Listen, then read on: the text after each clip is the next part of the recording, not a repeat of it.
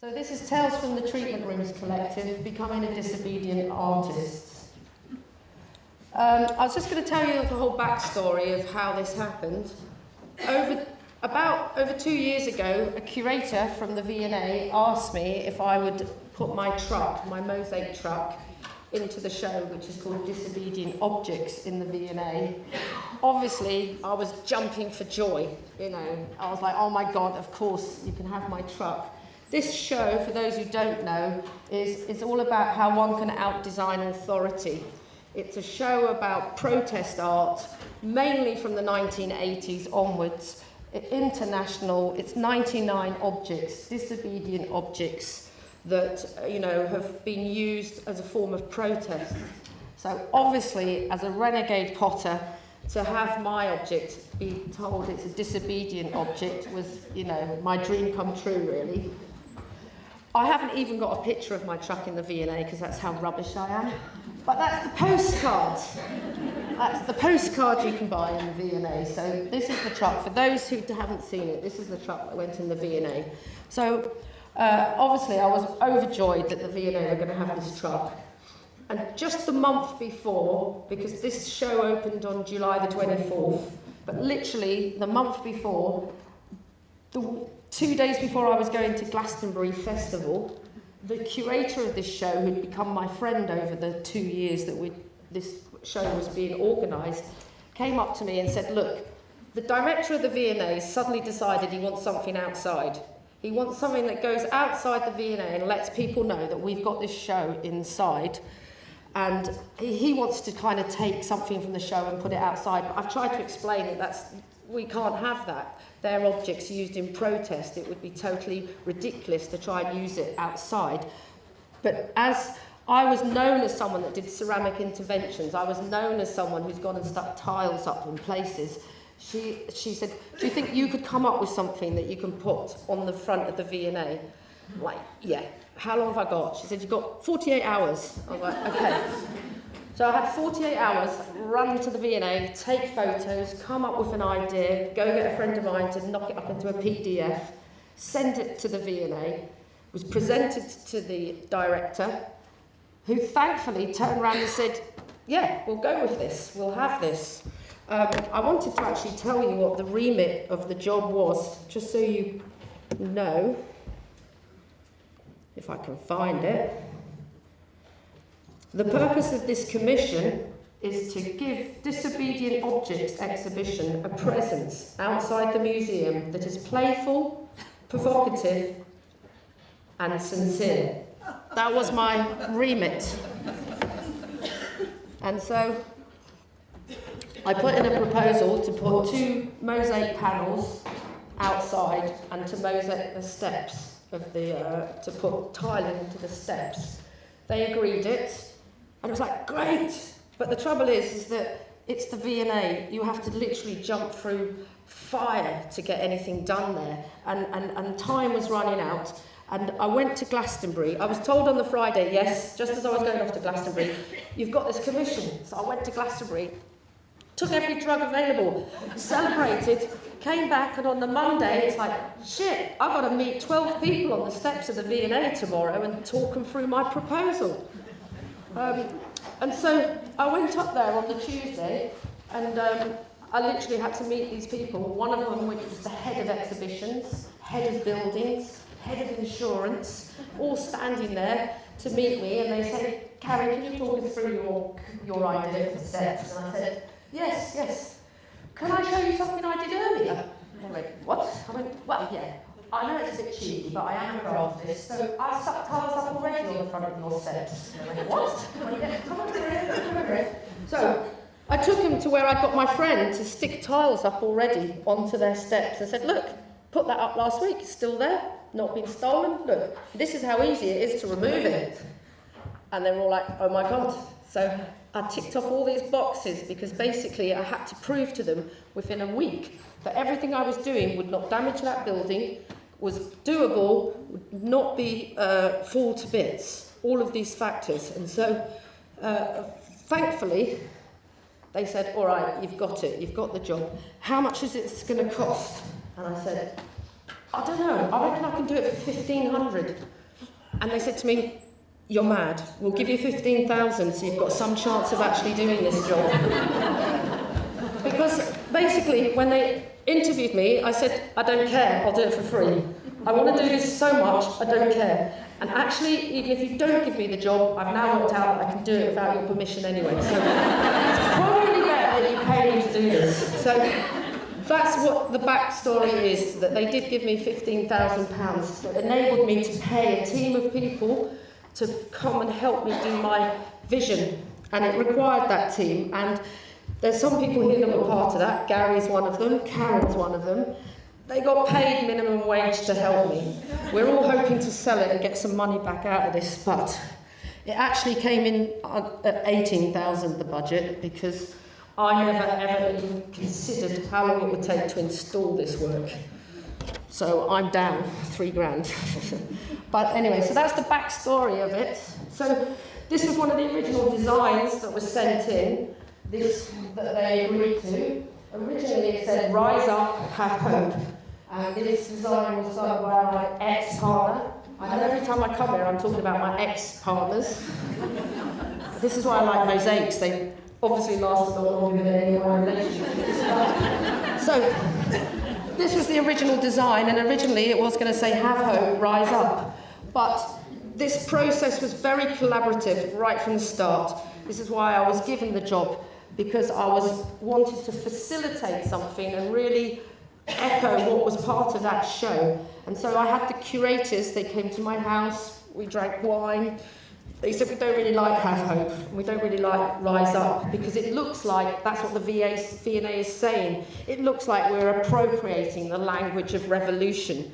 Who's saying to rise up? They questioned what I was doing, and it was good, because this was something that was an idea that I'd just nicked from another idea, and because if you think about it, I was having 24 hours to come up with the idea, 24 hours to reproduce it, 24 hours to try and prove that this was doable.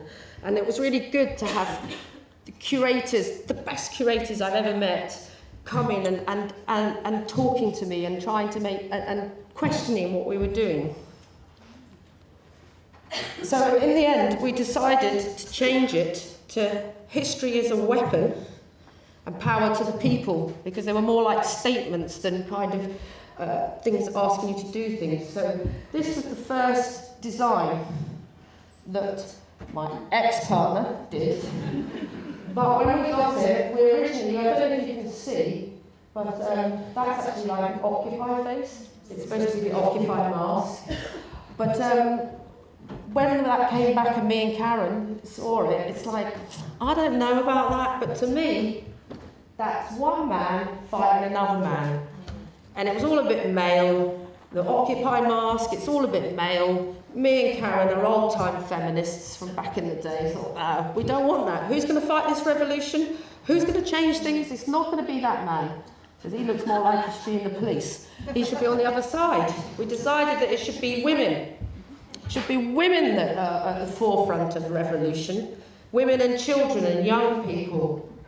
But I can't draw. I wasn't talking to my ex-partner at this time, so I got Karen's brother in to do me some drawings. I had Gary doing me drawings. It was all very fraught, this, because I was actually splitting up with my partner of 13 years and my artistic collaborator at the point I've got the best commission of my life. So we went through all of these drawings, and eventually it was changed to this face. And as Gary can testify, this face was mosaic twice. So it was really, stressful. And so originally my idea was to make it gold. I was trying to reflect, my original proposal talked about reflecting the gold that was all around this entrance of the V&A and trying to have that reflected in this work.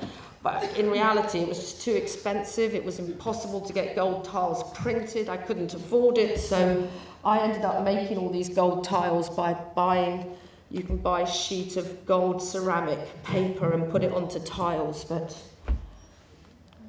And so a team of people came. I think I had about up to 4 or 5 people in my house every day. This is Sean, who's my assistant and has been working with me for several years.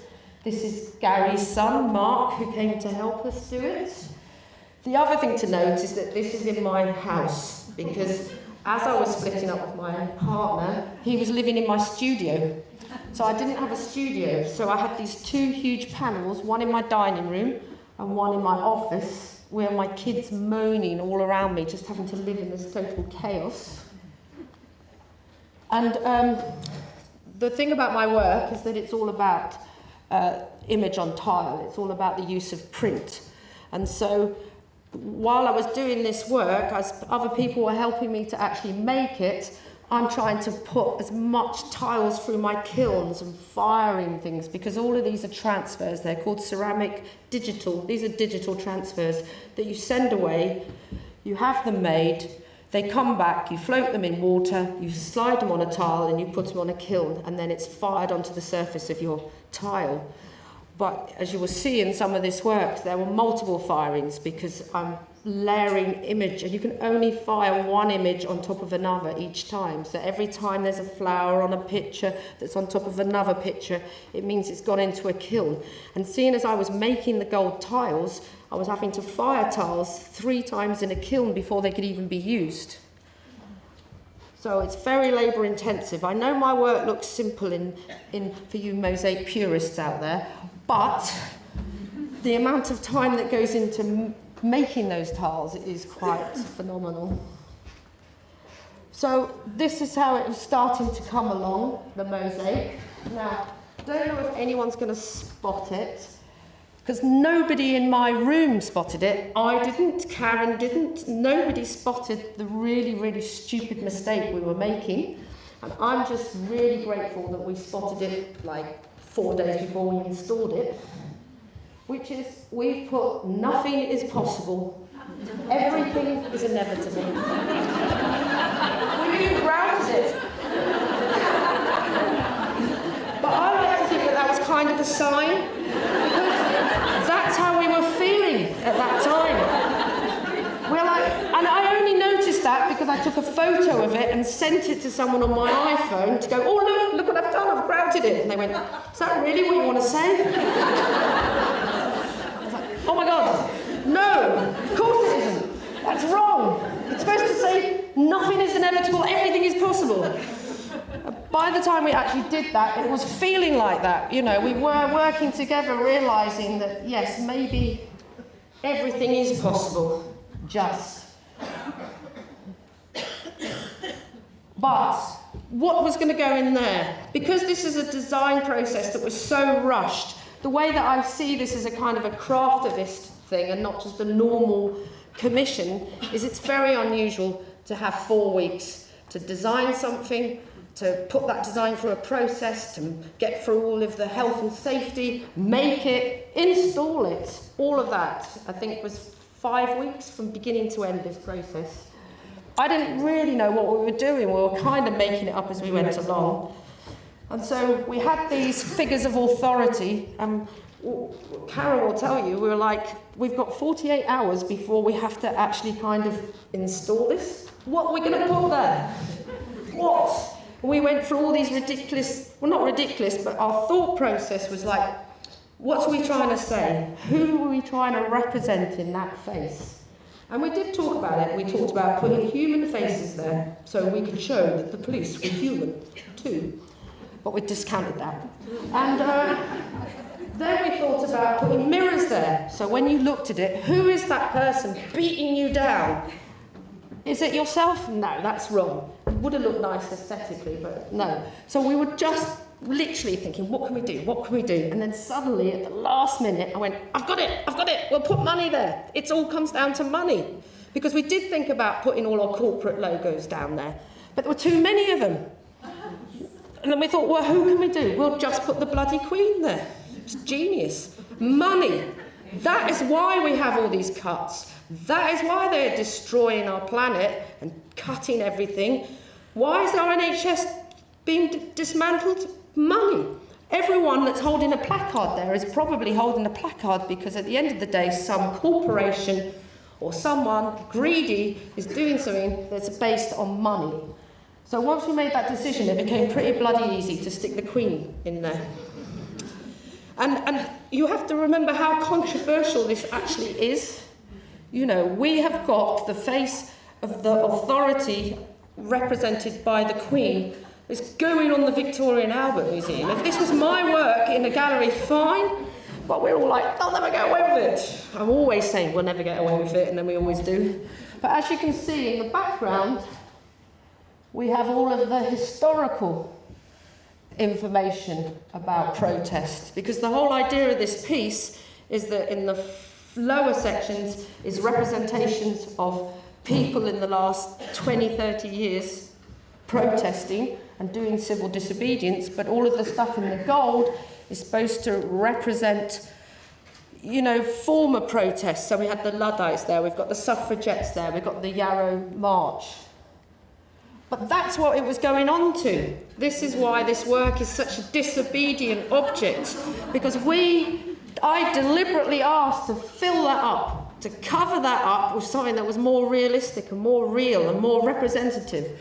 And they agreed. I mean, this is quite shocking. They let us cover up both of those stones that talk about Queen Victoria and put up something with the Queen as the face of a smashing down policeman. So, this is my friend. Well, he's not my friend anymore, but no, I shouldn't say that. He probably is.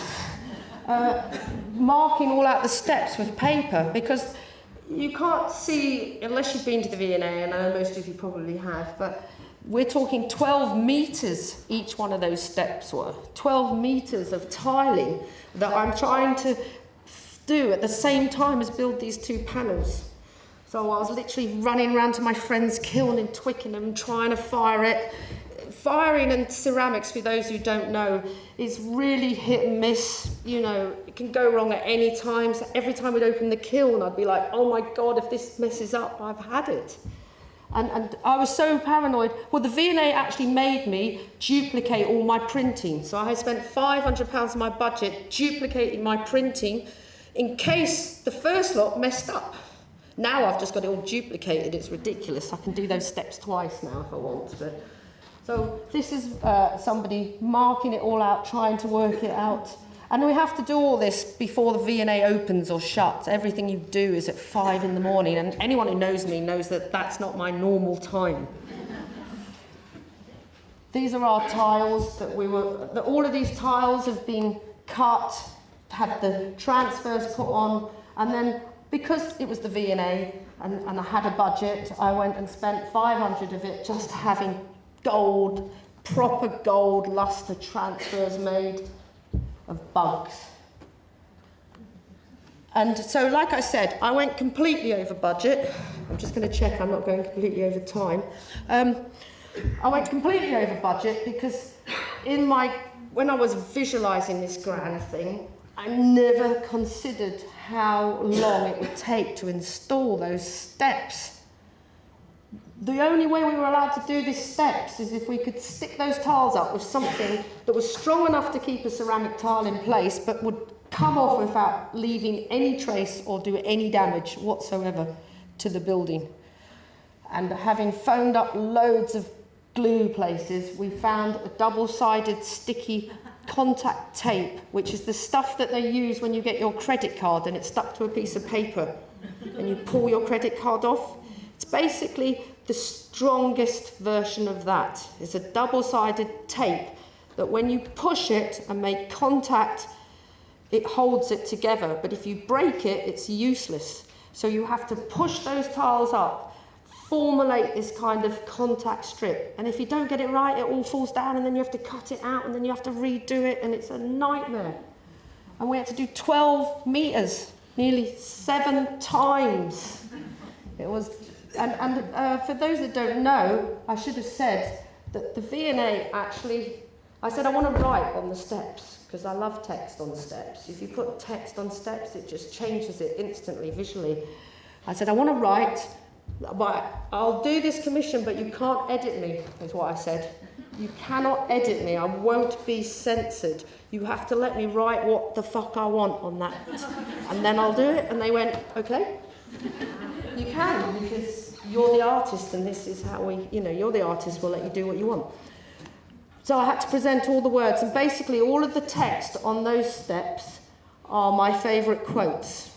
They're quotes from people I know, like Herman Wallace, who was a political Black Panther, and Kenny Zulu Whitmore, who I still write to, and he was really happy to have his words up on the V&A. Or there are people that I admire.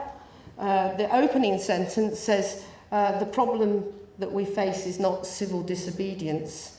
Our problem is civil obedience. So they were really, controversial things that I put up there. And the funny thing is they did censor me. The V&A did phone me up just the day before I had to send this to print and say, oh, we're really sorry, but the managing director doesn't actually like one of the quotes. We have problems with it. We think you have to remove it. And I was like, really? Which one's that then? Because I was really curious to find out of all of these contentious quotes, which is the one. And I kind of knew what it would be. And it was Emily Pankhurst, the suffragettes quote, that said, I incite you to, if you can smash windows, I say smash them up. Let's hit them where it hurts. Let's attack their property. But apparently they thought that if somebody read that and then smashed the windows of the V&A, they would be liable for it. And so obviously they couldn't be seen to incite violence. And it was really funny because when the woman in charge of exhibitions phoned me up, very apologetic, to tell me that they were going to have to censor me, having promised me that they wouldn't, I think she thought I was going to be a real diva and go, no, you can't do that. And I went, really? I don't care, because I don't even like Emily Pankhurst, because she was a Tory. and I just put that in because I couldn't think of anything else. So I'll happily remove her, and I'll put Harriet Tubman, the black lady that held slaves in the Deep South, an anti-abolitionist, I can't say the word, but yeah. So I was quite happy to remove Emily Pankhurst because I don't like her. I prefer her daughter Sylvia Pankhurst. And but that was the only thing that they actually edited me on, across the board. So there are the steps. It took 6 of us 9 hours working. We worked from 5 in the morning and we were supposed to finish at 10 and we didn't. So they'd have to cordon us off while everyone else was going into the V&A. But it took us 3 mornings in a row at a ridiculous time, 6 of us lying there. Because after we'd stuck the tape up, we had to then cork all of it with we used a decorator's cork because it's water soluble and isn't damaging to Portland stone apparently.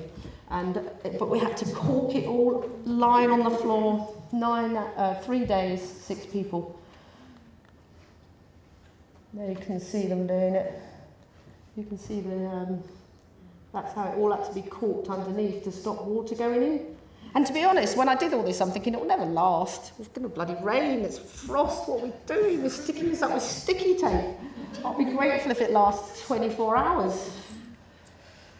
And it's still there. I went there the other day. I went there yesterday, actually. So here you can see this is finished. And there's my friend, Kenny Zulu Whitmore.